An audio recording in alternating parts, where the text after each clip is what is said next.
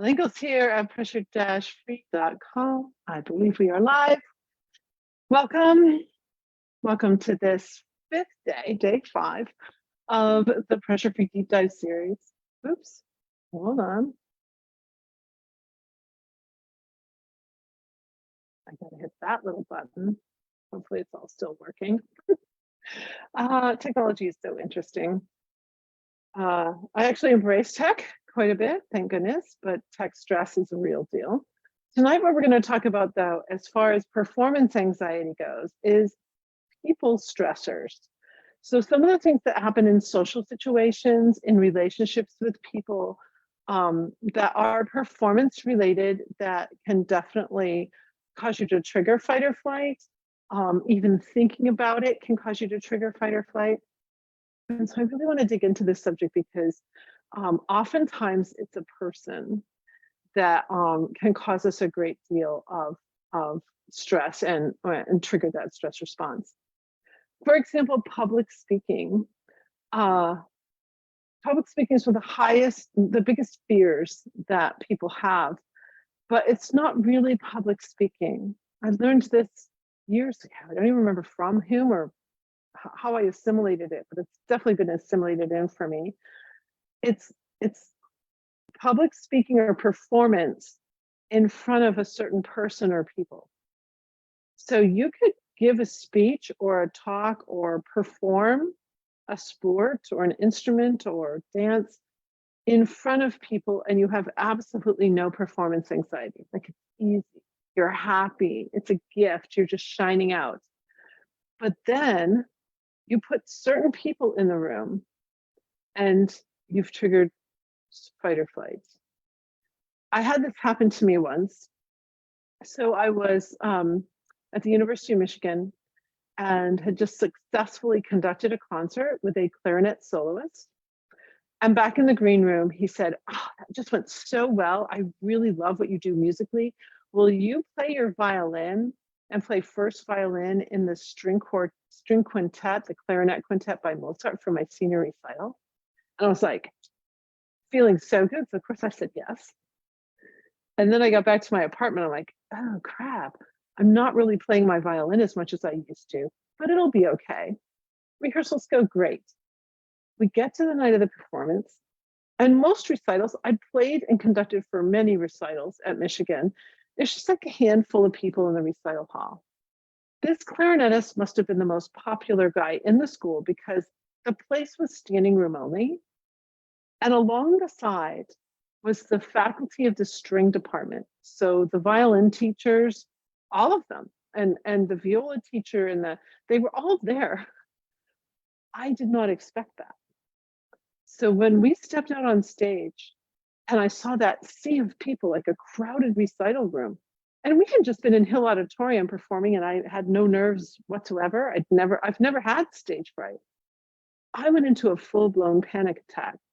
I thought I was having a heart attack on stage. And because I had never experienced stage fright before, I didn't know what was happening to me. I couldn't see the music very well. My hands were so sweaty, I thought my bow was just going to fall out. My heart was just pounding out of my chest. I even had like sweat on my forehead. I thought it was the lights. It wasn't the lights. I had triggered fight or flight, and I was experiencing pretty much every stress symptom there is.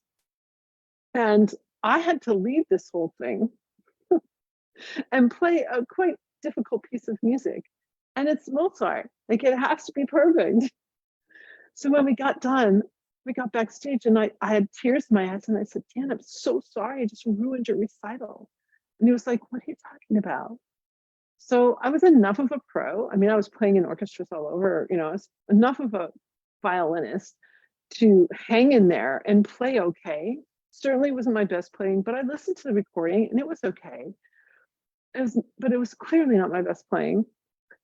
I got home that night and I said to myself, I can never have that happen again in front of a 70-piece orchestra. Like, I can't be conducting an orchestra and go into fight or flight. Can't have that happen. We didn't even have those words fight or flight back then. We just said stage fright. I can't have that happen. So I had taken a natural psychology course where I did a lot of research up at the medical library at Michigan. We had no phones or internet back then, so I took myself up there. I went to the med library. I talked to the research librarians and I said, I would like information on mind body connection. And I explained what had happened to me. Like they just gave me all this interesting stuff. In taking a look at all of that, I came up with these simple little ways, and there are things I've been teaching to this day, to help us keep the heart rate low so that we don't go into fight or flight. So that was really another one of those moments in my life where I was creating pressure free and I didn't even know it. Those were the very little tools that my son said, we want you to teach those tools to our baseball team in 2010. And that's how pressure free living was born.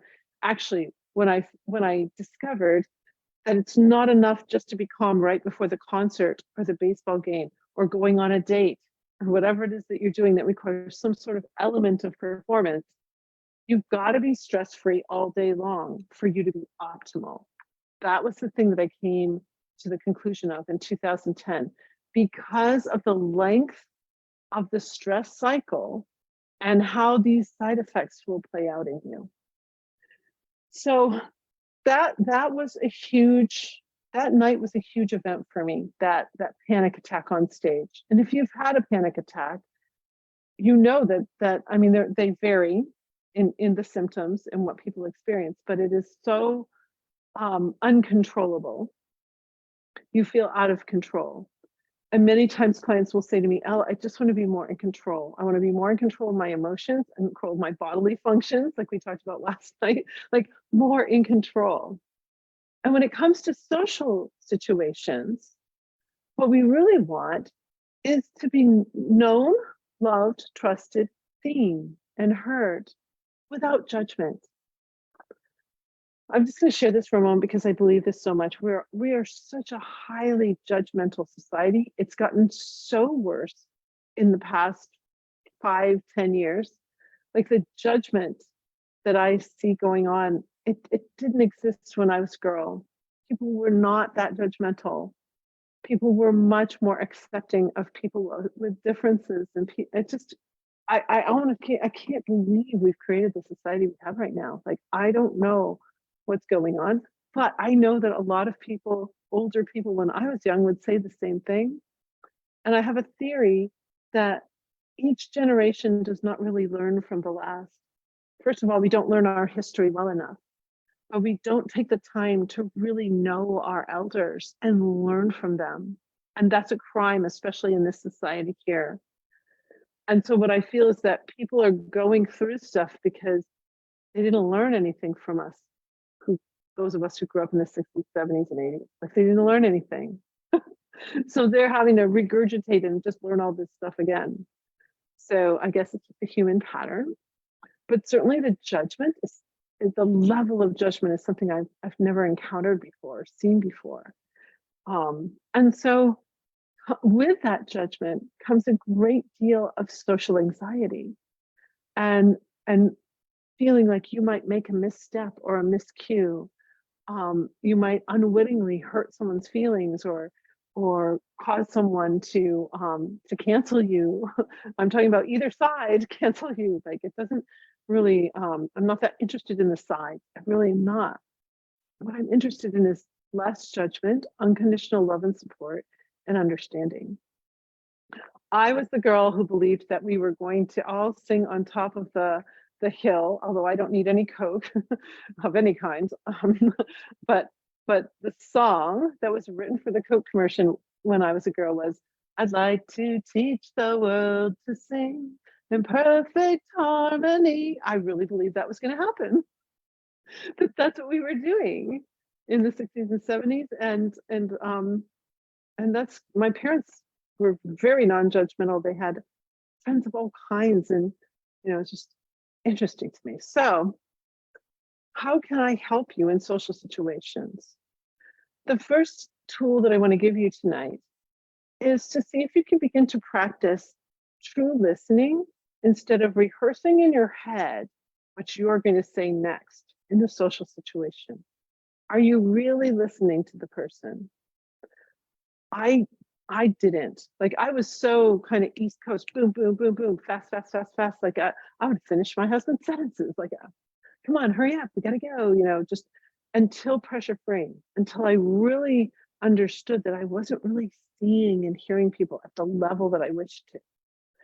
So if you can kind of take a step back when you're in conversation and truly observe with your eyes and listen with your ears to the other person, the other people.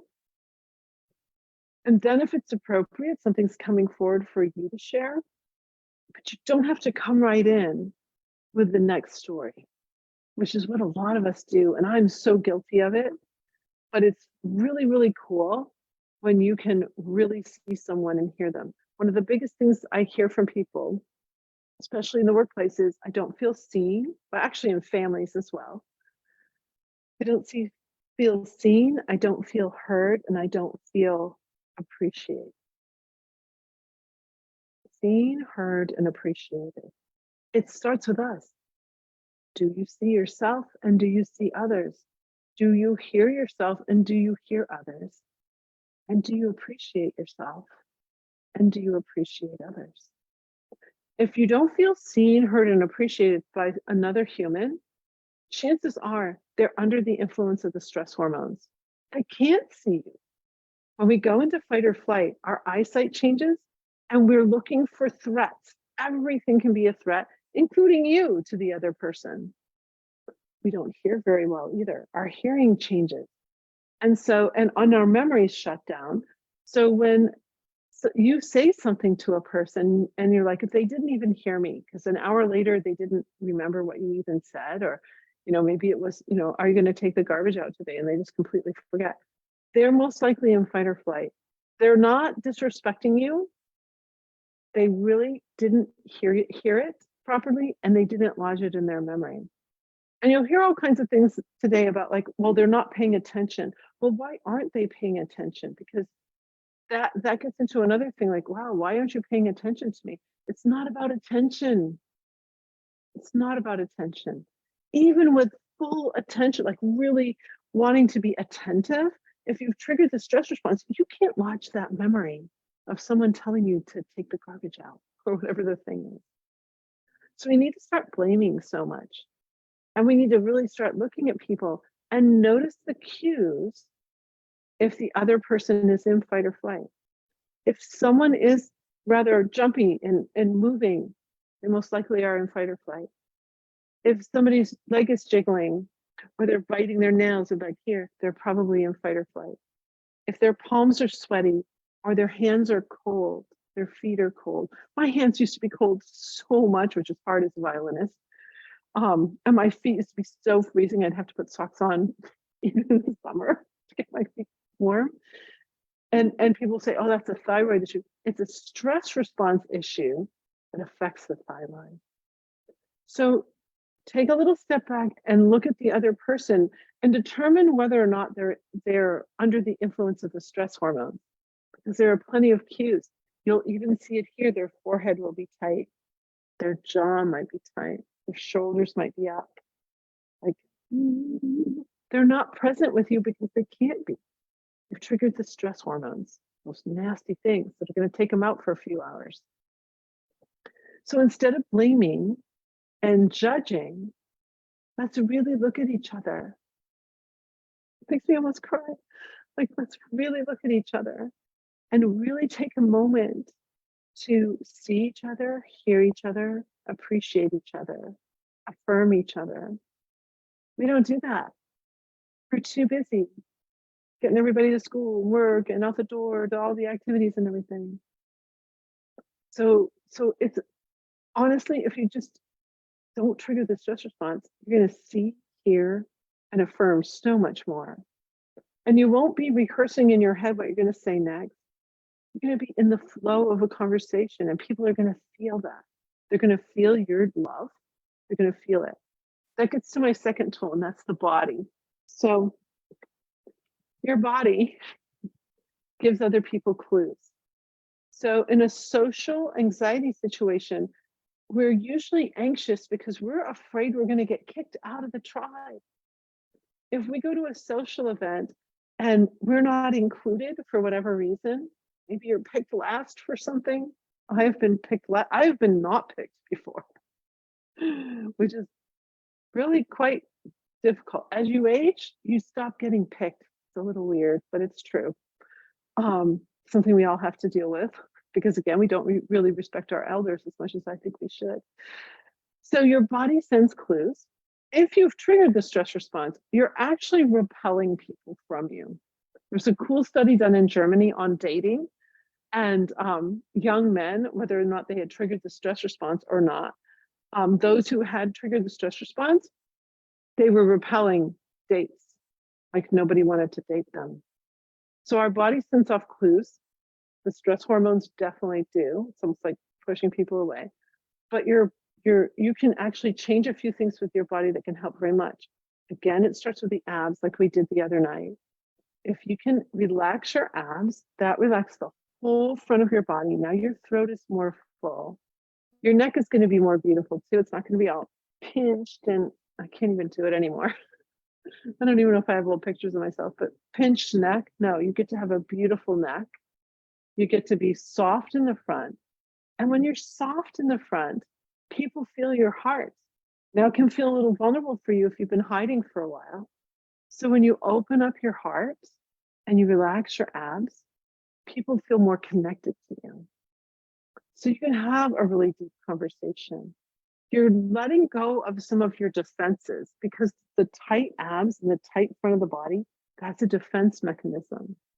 So start to play with that a little bit and just experiment, like be in a conversation with someone and relax your abs and deeply open the front of your body. See what's supposed to happen. It's really pretty fascinating. I've performed experiments over the years, especially back in 2010 when I first started all this, like watching how that all happens. Even if you are a coach, if you are a student, if you are a coach, a therapist, a professor, teacher, you're imparting wisdom. Note your own body. If your body is tense and tight, the communication is not really landing very well. But when you're relaxed and you're really connected to the students, things start to change. So that's something you can really start to work on is your actual body. There's so many ways that we think of performance anxiety in terms of social situations. Everything from intimate situations, dating, being one-on-one with someone that you really love and care about, being intimate with someone. There can be so much performance anxiety about that. Am I going to be good enough? Am I going to be loving enough? Am I going to be accepted for who I am? Is there judgment? Again, we have a very judgmental society.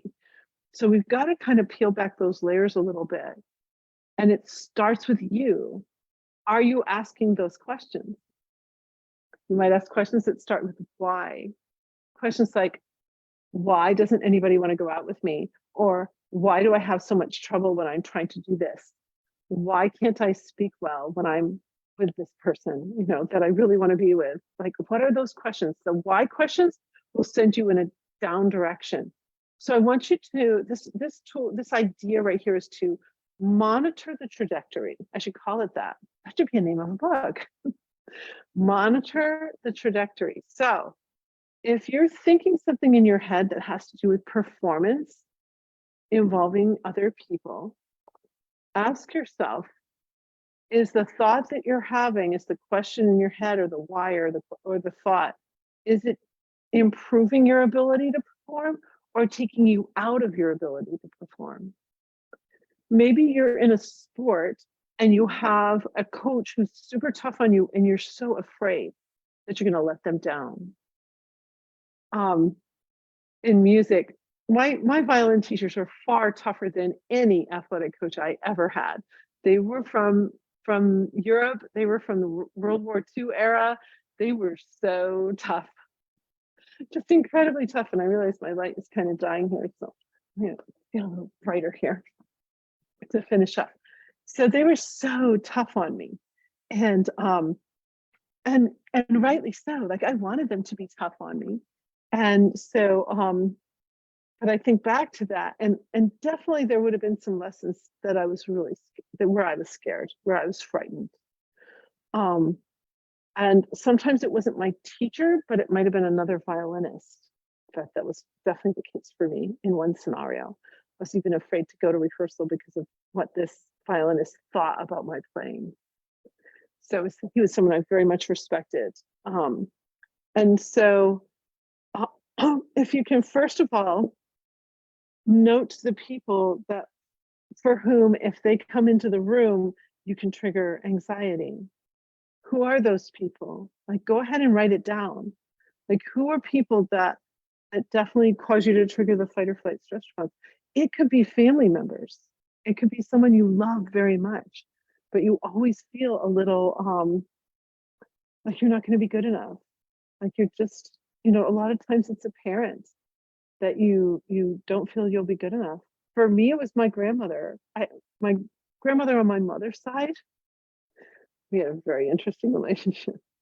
I'll just share right now. I used to joke with my own mother, who knew exactly how to parent me somehow.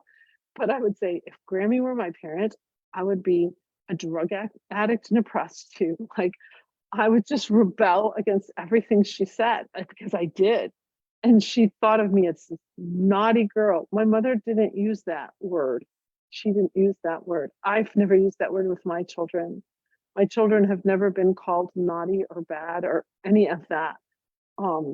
Never, never had it entered my mind at all for any reason, for anything they ever did. And so when we get those labels like that, I think it can be really, really hurtful. So I didn't trust my grandmother. I didn't trust her. We had some interesting talks as adults. I love her. I love her. But yeah, we just didn't resonate very well. And so that you might have a person in your life that way. And so going to her house was definitely a little triggering for me. Is there somebody in your family for whom that's the case? You actually have feelings like that, like you trigger the stress response. So I remember I was coaching a girl and then speaking at a conference in which her whole family was sitting in the front row. And I said, is there like someone who does trigger you? Think about that. And she stood right up and turned to the whole group and said, my whole family triggers me. So yeah, I mean, sometimes it's the people that love us the most. Pick out a couple of people and start to do some experimenting. Start to use some pressure-free tools when you're in their presence. See if you can start to address and start to work within your own self to, like we talked about last night, if you saw last night's deep dive, to build the confidence. It has to start with courage. So you need to enter into conversations with these people or interactions with these people. And in the interaction, use your pressure-free tools. Relax your abs, relax your throat, smile a little bit. Like, use your pressure-free tools way ahead of the conversation, by the way, so that when you get there, everything is you are the best you can possibly be in the situation. And again, keep everything soft in the front and listen. Chances are the person that you're having this with also doesn't feel listened, heard, seen, affirmed. They don't feel that. And so if you can be the one, that can start to turn some things around within the relationship. Does that make sense? So, gosh, I've been going jumping from thing to thing, but I think we had a lot of tools tonight. And watch the judgment, like especially with the persons that you've written down here, like, okay, you want to clean that up a little bit. It's really easy to incorporate some judgment in there, and see if you can remove that and really give them grace. I was just coaching a 14-year-old, actually. So much fun. I love coaching young people. I love coaching everyone I coach. They're all so different. Yeah, when I think about my clients right now, it's everything from a high-end business coach and a traveling nurse to a 14-year-old. Gosh, it's just miraculous to see all these people, to an editor. It's just so fun. So anyway, where was I? Oh, your list of people. Um, I was just coaching this 14-year-old on a little thing that I do. If there's a person who kind of rubs you the wrong way or you don't really resonate with, you can use this little phrase, kind of like fishing, catch and release. You can bless and release. And in the blessing and in the releasing, and I don't mean like you run away from them. I do not believe in that toxic word, to be honest. I believe that there needs to be some work done. And that if you do the work, it's going to really pay off, because fight or flight is the reason anybody acts in the way that other people don't like it. So bless and release means I bless you in your head. Okay, bless you, I release you. I also wish the best for you. Assume success for that person. Assume that success for that person in terms of your relationship together. So bless and release is just a little thing that I teach my clients, and it's been so helpful to people to get rid of some of the bitterness, the acrimonious thoughts about the other person. You're blessing and releasing in your goodwill toward all people.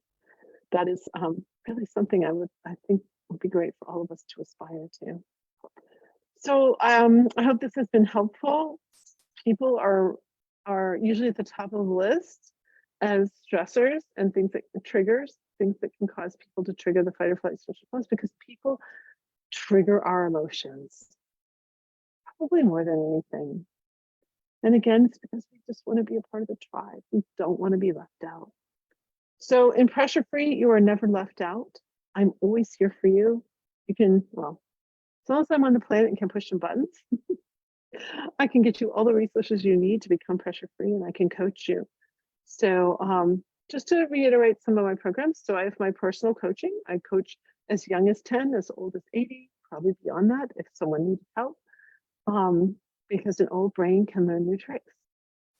I have a certification program. This is for coaches of any kind, educators, therapists, healthcare specialists, who want to learn the pressure free method and bring it into their practice, or even create a side business as a performance coach.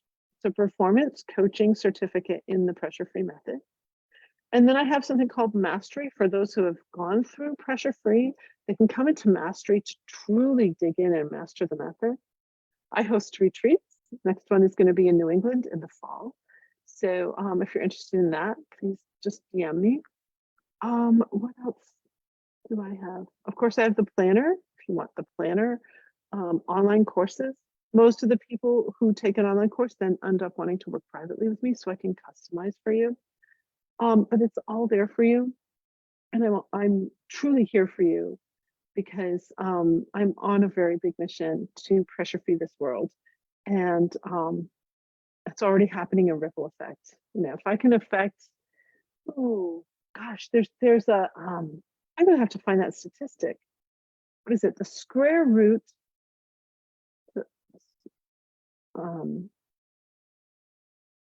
There's a wonderful statistic that will tell you that if you touch that many people in a community, the entire community will be affected. I'm gonna have to find that, because I used to do a talk on that many, many years ago. So, okay, we're gonna close out for tonight, and everybody on Zoom, we will go into the Zoom room and have some questions and answers. And tomorrow night is the last night of our deep dive for performance anxiety. So I look forward to sharing again. Have a great night. Bye.